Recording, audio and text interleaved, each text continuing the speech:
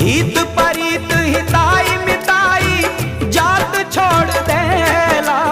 हित परित हिताई मिताई जात छोड़ देला। जब समय होला कमजोर,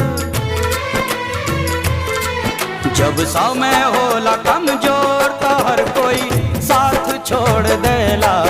जब समय होला कमजोर तो हर कोई साथ छोड़ देला। हित परित हिताई मिताई जात छोड़ देला। हित परित हिताई मिताई जात छोड़ देला। जब समय होला कमजोर, जब समय होला कमजोर तो हर कोई साथ छोड़ देला। जब समय होला कमजोर तो हर कोई